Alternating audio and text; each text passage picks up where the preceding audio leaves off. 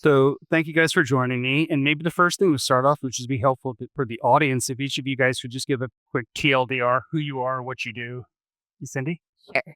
Hi, everyone. My name is Cindy, and I'm from Garena. So currently, I'm leading the global campaign and marketing team in Garena Free Fire. Hi, I'm Maya. I'm the general manager for Heyday. Uh, joined the company about a year and a few months ago. Hi, everybody. I'm Ronen. I'm the VP Business Development at Plarium. Been with the company for the past 11 years and part of the management team. Thank you.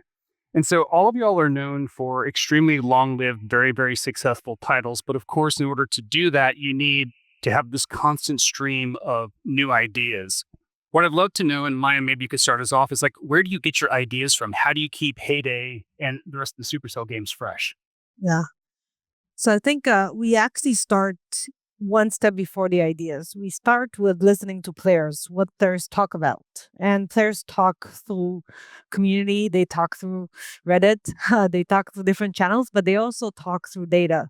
And through that, we start mapping what are the space opportunities in which we can operate. The other part is we also listen to ourselves. I think we're all real players. We play our games. What do we want and what do we feel the game is needed and how can we create something new in that atmosphere? And then once we mapped these opportunity spaces, then I think the most important part is making time for thinking of these new ideas, right? And then once we have the why, we have time and brain capacity to think of how we solve them. I think that's when we can actually innovate and create something new. Cool. Lauren? I completely agree with Maya. I think also that our approach is that everybody can come up with an idea. And we are researching everything. We have a great research department that's testing basically everything. And every idea that is coming to the table, we are testing it before implementing it. Furthermore, the studio needs to come up with most of the ideas, right? So the studio needs to know exactly where they're playing at. They need to know the ecosystem, the subgenre that they're playing at. So if you combine those two together, you have ideas that have been tested and proven. Cindy, how does Garena do it? Yeah, I totally agree with the part of like listening to players and really giving the time to think about it. I think just maybe one thing to add on is to have kind of like a growth mindset, as in not to be afraid of failure. Because like since we're a 7 years and counting games, there would be a lot of times that we are trying to do some groundbreaking stuff. But if we're too afraid of failure, then it might limit ourselves. So that would be another add-on. No, that's really interesting. And of course, like if you're talking to players, if you're doing the market research, you're getting a lot of ideas. Like Cindy, how does Free Fire decide which ones to pursue and which ones to leave on the cutting floor? Yeah. I guess like for us, there's always two questions that we ask ourselves a lot. First one is this relevant to our players? So the relevant part is very important. Like, do players actually care about this, or is it something that we just want to do without listening to players' thoughts? So that's one. And the second question will be like, do you think the players will be very excited to see this? So this also has something to do with the previous comment about constantly talking and listening to our players, of course. But lastly, of course, like we still have to do some, I would say, sense check. How we do is like we talk to multiple stakeholders, like developers, very importantly, and local teams, and of course other operation team to gather the greatest mind to see how we could come up with the best solution that fits players' interests. That's cool. Maya, how does that like differ or similar to Supercell's approach? Yeah.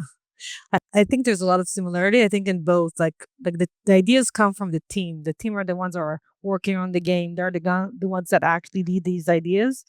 But how do you identify which are worth pursuing? I think it's very hard. I want to say we're data driven, but let's say we're actually data informed. So first of all, it's based on our gut. Our gut as developers, as individuals who have been in the industry for so long are constantly playing games. I think in the last 15 years, maybe more, some of us in different platforms. So we start with the gut and then we move to the data informed decision. So, and then try to identify which one we can feel more confident around. But also, I think the other thing that was said here was like it's important to be able to take risks, right? Like so sometimes we don't have all the data to be sure that the ideas are the best, but we feel it inside, and then it's worth taking and pursuing. So interesting to think about, like going with the gut or going with instinct and so on. How do you inspire your teams, especially for the long running games, to continue thinking fresh? Yeah, so I think the most important is to create that safe space of being innovative. So no, all ideas are accepted with respect, with kindness. All ideas are worth exploring. So I think that's the first place, is making sure that all team members have that place to kind of like contribute and to throw ideas out there, no matter how crazy they are. And the other part is, I think we try to encourage people to think what inspires them, what creates their innovation. So, for example, if I get innovated by talking with other people, I need to make sure that I create that time and space to talk to other people. And I think the last part is, and this is something that I truly believe in, is we need to get inspired for new ideas by everything out there. Like everything needs to inspire and bring new ideas in. And I think this is something that we need to make sure that people have that mindset to pick up what the world is giving us. So yeah. I think there's no such thing as bad idea unless it's tested badly. I very much agree with that. Or actually, one of my philosophies is I have no problem sharing a bad idea, but I usually preface it because I believe bad ideas can lead to good ideas. Yeah, and I think like on top of that, I very much agree with the part that we need to gather all the information up there. So one of the things that we really encourage our teams to do is trying to, like keep up with our players, because we are operating across multiple regions, right? So there are a lot of new things going on out there, not only just, let's say, the new platforms, but also there's a lot of local trends, local news, and anything that could be related to our players. So what we need to do is always keep up with this trend.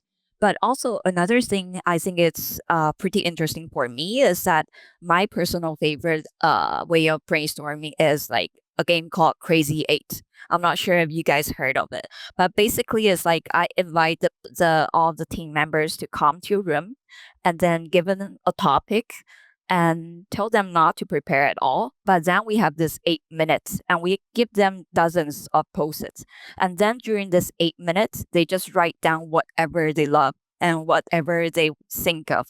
And then after the 8 minute, we start discussing so that we can really encourage them to think wild. Yeah.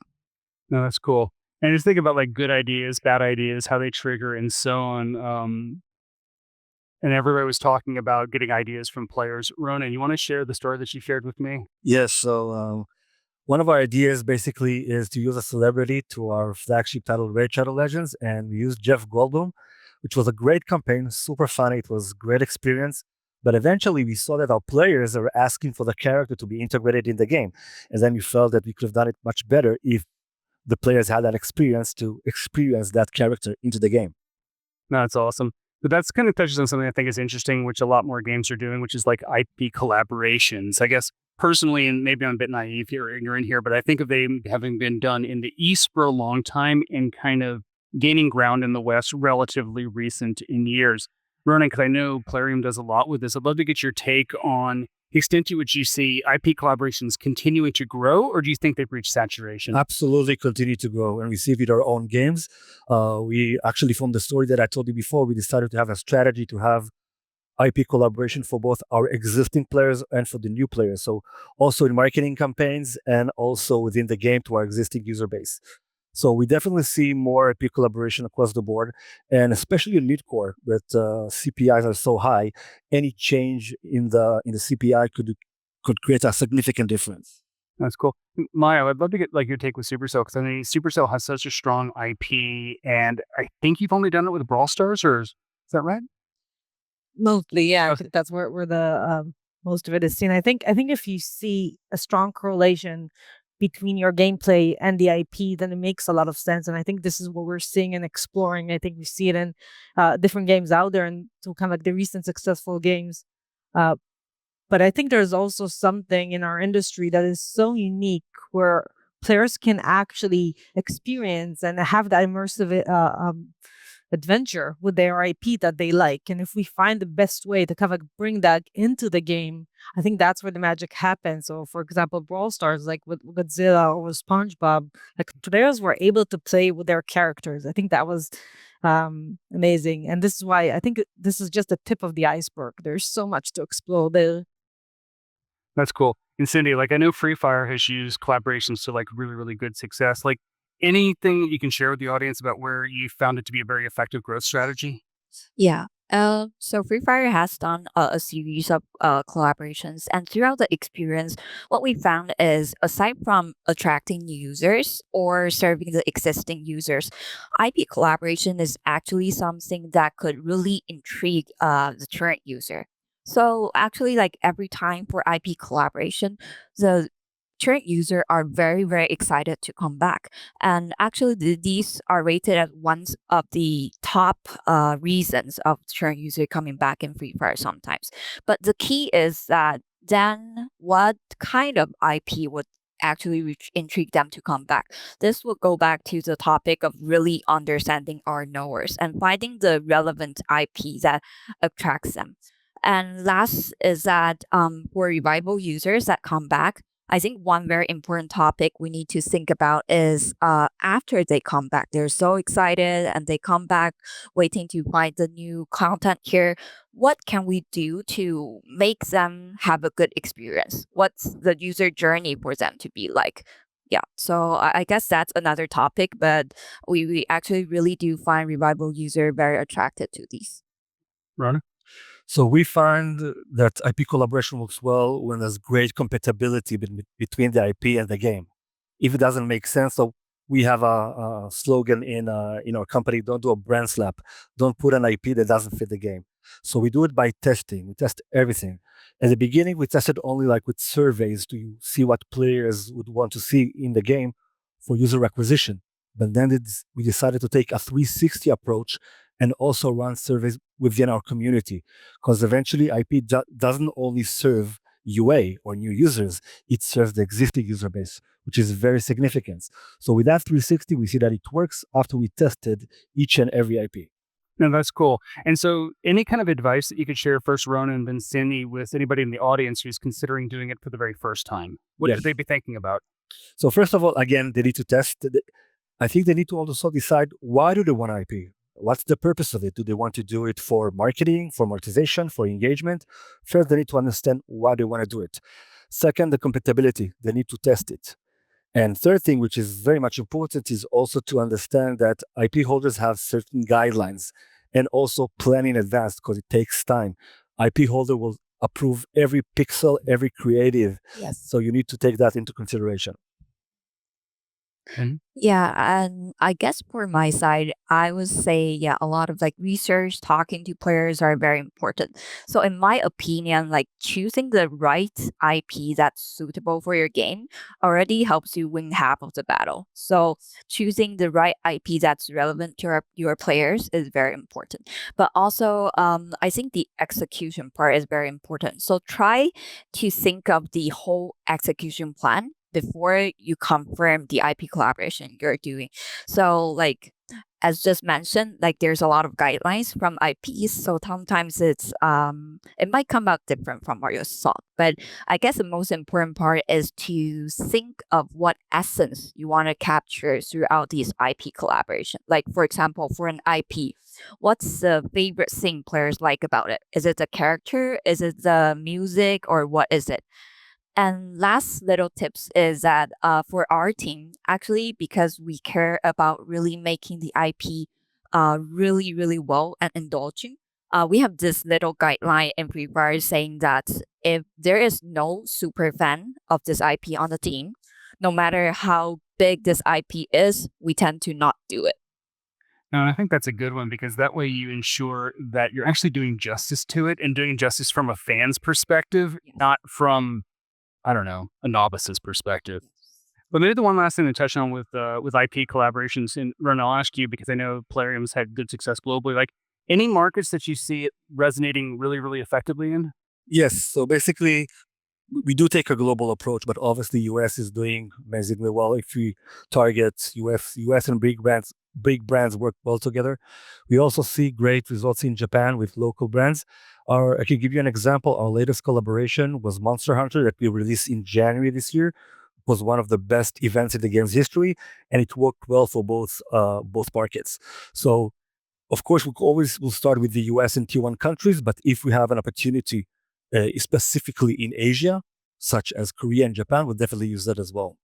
No, that's cool. And that's kind of maybe a good segue to think about international expansion, because like with like the longest running games, almost invariably you need to penetrate most, if not all markets in the world. And maybe love to hear how y'all think about that. Maya, it'd be interesting to start with you because I think Supercell's games have just ubiquitous appeal globally. Yeah, I think it's the secret is focus, right? Focus, I think, is one of the things that is the hardest to actually do, and it's painful because you have to kind of like choose not to focus on something else. But I think when we try to make like our games are like our goal is to make as many games that as many people as possible play them, and we want to make games that are accessible for everyone. But I do think we have to sometimes focus on specific areas to kind of like make sure that we're growing uh, right in that area. But I think there's also a lot around the social elements of the game and how players play with each other. So if we think of what's best for our players as well, I think it's also important that we give them the opportunity to play with similar audiences and in the same growth space. So I think it's kind of like that balance, trying to make things that are accessible and open for everybody, but also making those hard choices and focusing from time to time on where it's needed and on the best way to grow. We have a global approach, but eventually everything starts and ends with KPIs. We like to try markets early on in soft launch, and if we see good KPIs, then obviously we'll double down on them. But our approach currently is always global, especially for live ops. Oh. Yeah, MyLab's kind of an interesting one because like seeing developers who do it truly at the global level, some do it regionally, some do it locally. Like Cindy, how does like Free Fire, where I know that y'all have done all three, how do you guys philosophically approach your live ops by market? For Free Fire, we actually do believe that local events and global events are as equally important. But how we do is like we think about the goal first. So, for example, for global events, what do we want to achieve?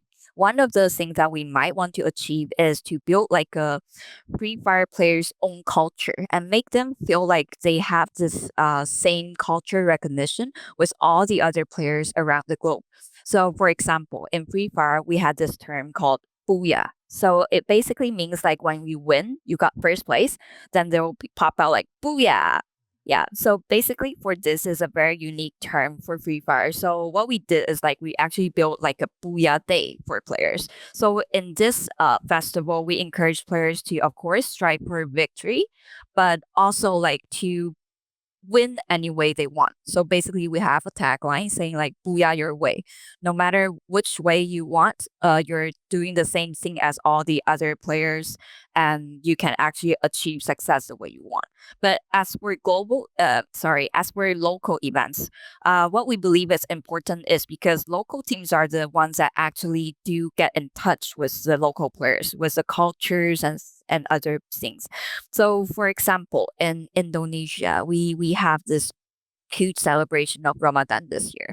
So they actually do want to build a lot of iconic elements in the game to actually resonate with players, which we support a lot as well.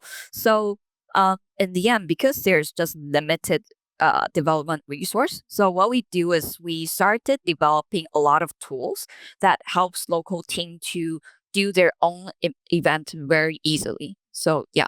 That's cool. Maya, I'd love to get your takes. I know you're really heavily involved with all the live ops at Supercell.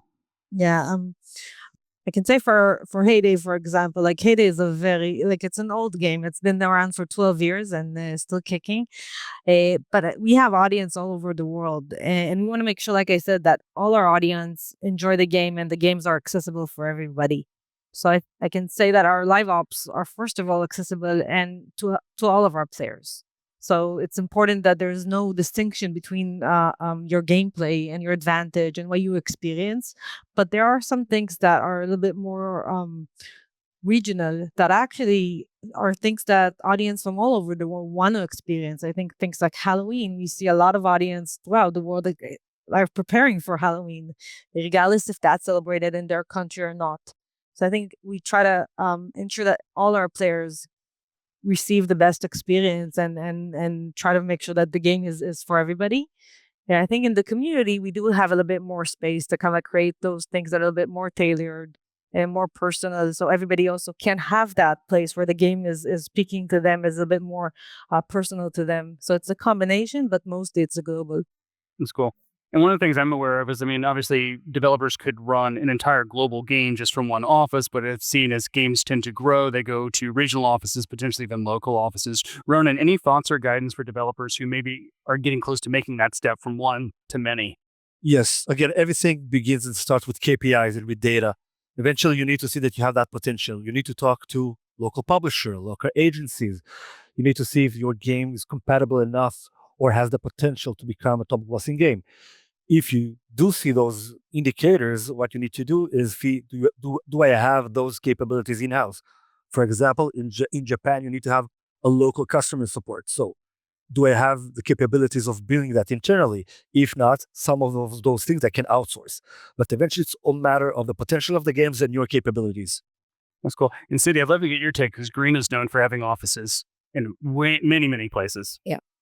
So I guess this is an interesting question for Garena, because actually Garena started kind of like the other way around. So back then, while we were doing publishing game, actually we already have a lot of local teams around the world. And so when we started to do Free Fire, which is our self-developed game, this is actually the first time that we built like a big global team, a headquarter, and to get in touch with all these local teams. But I guess given this background, the most important thing that I learned is to cherish your local team a lot, because they're really the ones that understands your players a lot. And one mindset I think need to be built is that it would be very hard to have like a one fit all answer or an approach when you have like all these local teams.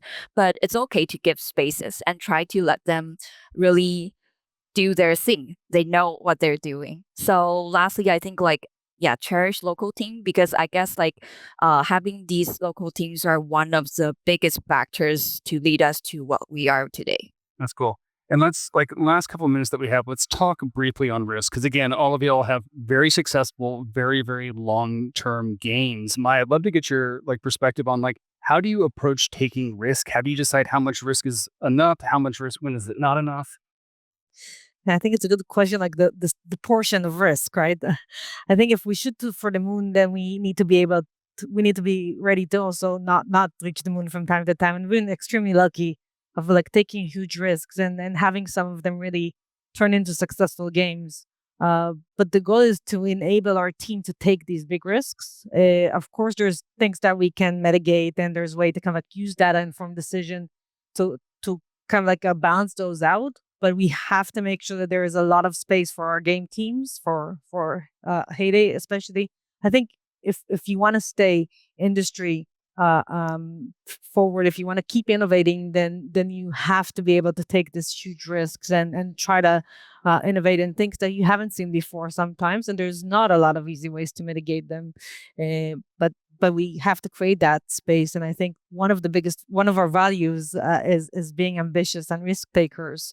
So it's something that is so inherited in our culture to begin with. So. Cool.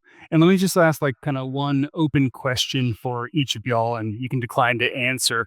If you think about your games that have been out there for 5+ years, what do you think the teams knew at the 5-year or beyond mark that would have been invaluable for them to know in the first year? And if y'all don't have anything, I can make something up.